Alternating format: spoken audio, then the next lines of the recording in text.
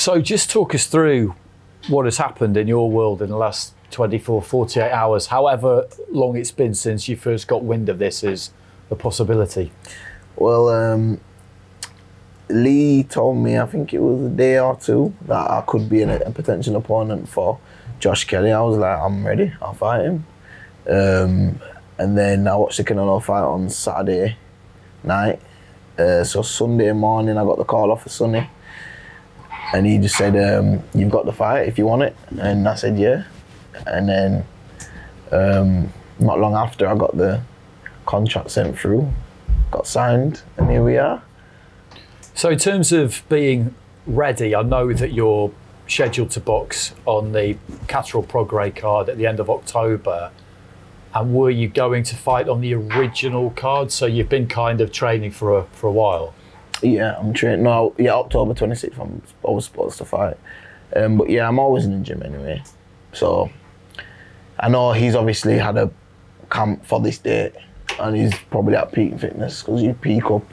But I'm always genuinely fit and I've got no excuses. I'm here to win.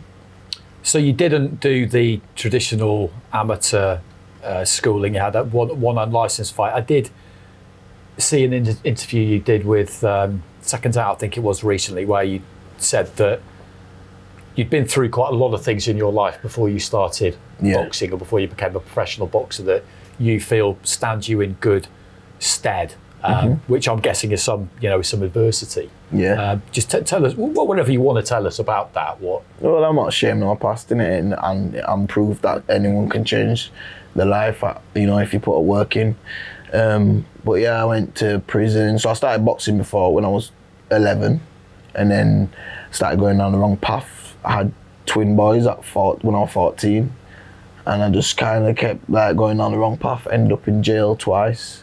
And then I just said to myself, look, I don't want to do this no more. And I just came out, hit the gym, stayed in the gym, went around sparring everyone, gained a lot of experience through sparring the top guys in England. Obviously at the beginning I wasn't, so it took a long time, but I've stayed grinding, stayed on it. And I just knew I wanted to change my life. And I started changing my circles, being around positive people. And I preach about law of attraction because that's something that I really believe in. And I believe that's part of the reason why I'm here. I always find that an interesting one, because I completely understand why boxers buy into that, because you are by nature very positive people. You describe the things you did there to make changes, to kind of create that existence, to create that reality. Yeah. But I always feel something that people need to understand about it is exactly that. You can't just imagine something into existence. You have to make the changes. Yeah, well, that can be hard, can't it? You have to. Law of attraction is about believing you can do it and putting on all the work that you need to get there, and then it just happens. So, and believe you me, anything you want to do, if you put enough work in and you keep grinding, it's going to happen eventually. Something that nobody can guarantee, though, is a win in a tough fight. We were just talking to Josh Kelly about exactly the same thing, and I think the longer he's done this and the higher he's risen, the more he's realised that you train as hard as you can, you turn up on the night, you do your thing, and whatever happens is whatever happens. Do you share that? Definitely, because you know what it is? I said this in another interview as well. Everyone's bothered about keeping it all. If you're doing what you're supposed to, you shouldn't be thinking about losing. I'm not saying you can't lose, but you shouldn't be thinking about losing. And I'm not here thinking about losing. I'm here thinking about winning, just like Josh will.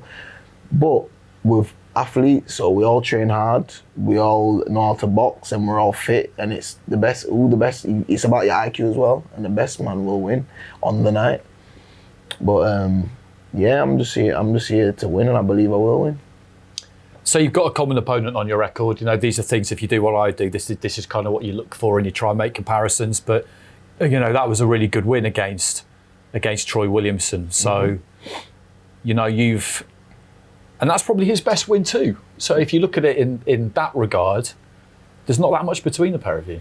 No, there's not. Obviously, he went Olympics and he had I can imagine, I don't really know much about his amateur career, but guessing he had a really good one.